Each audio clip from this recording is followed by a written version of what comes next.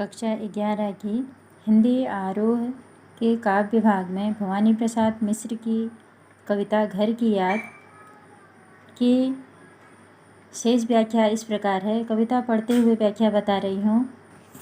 पांचवा हूँ मैं अभागा, जिसे सोने पे सुहागा, पिताजी कहते रहे हैं, प्यार में बहते रहे हैं। अब कवि अपने ही बारे में कहते हैं कि मैं उनका पांचवा बेटा हूँ और मैं बड़ा दुर्भाग्यशाली हूँ, अर्थात मैं भाग्यशाली नहीं हूँ। वे सब भाई मेरे पिताजी के पास होंगे, लेकिन मैं ही एक अकेला ऐसा हूँ जो उनसे बहुत दूर हूँ। मैं जानता हूँ कि भले ही मैं उनके पास नहीं हूँ, तब भी पिताजी मुझे अपने पांचों बेटों में सबसे अधिक प्यार करते हैं। कवि को ऐसा लगता है। आज उनके स्वर्ण बेटे लगे होंगे उन्हें हेठे, क्योंकि मैं उन पर सुहागा, बधा बैठा हूँ अभागा। अपने बारे में ही कह रहे हैं, आत्मकथात्मक शैली में यहाँ पे लिखा हुआ है। कहते हैं आज उनके वे भाग्यवान बेटे, यानी स्वर्ण, यहाँ भाग्यवान हम इसको अर्थ में ले लेंगे, क्योंकि मनुष्य का रूप सोने का तो नहीं हो सकता है, तो उनके गुणों के लिए यहाँ स्वर्ण के समान कह दिया है। फिर से कवि कहते हैं कि आज उनके वे स्वर्ण के समान योग्य बेटे उनके पास होते हुए भी उन्हें अच्छे नहीं लगते होंगे।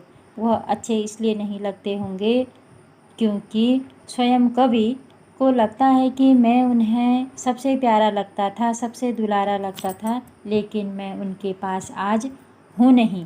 इसीलिए कवि को लगता है उनके पिताजी को, उनके जो 4 भाई घर में हैं, वह भी उनके पिताजी को अच्छे नहीं लग रहे होंगे। और माँ ने कहा होगा, दुख कितना सहा होगा, आँख में किसी लिए पानी, वहाँ अच्छा है भवानी। यहाँ फिर माँ की बात आ गई है।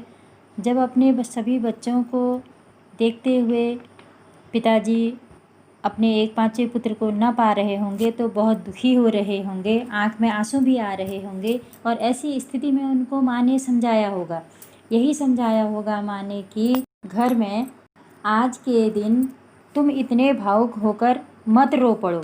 कवि कहते हैं कि मेरी माँ ने उन्हें ढाढ़स बंधाते हुए कहा होगा कि आप अपने पांचवें बेटे भवानी, यानी भवानी प्रसाद मिश्र जो कवि हैं, उनकी याद में मत रो। आपकी आँखों में उसकी याद लिए जो आंसू बह रहे हैं वह ठीक नहीं है। भवानी तो जहाँ भी है, अर्थात जेल में है, अंग्रेजों की कैद में है, ऐसा कवि ने पहले ही बता दिया है। वह जेल में भी स्वस्थ होगा, सही होगा, ऐसा उसकी कवि की माँ कह रही हैं। वहाँ अच्छा है भवानी। यानी पहली व्याख्या में आप लोगों ने व्याख्या के समय सुना होगा कि कवि की माँ पढ़ी लिखी नहीं है, ऐसा कवि ने स्पष्ट कर दिया है। लेकिन फिर भी माँ का मन है, माँ का हृदय है, वह अपने पति को समझाते हुए कह रही हैं कि हमारा पुत्र भवानी वहाँ सकुशल होगा। कविता आगे है, वह तुम्हारा मन समझकर और अपनापन समझकर गया है सो ठीक ही है, वह तुम्हारी लीक ही है।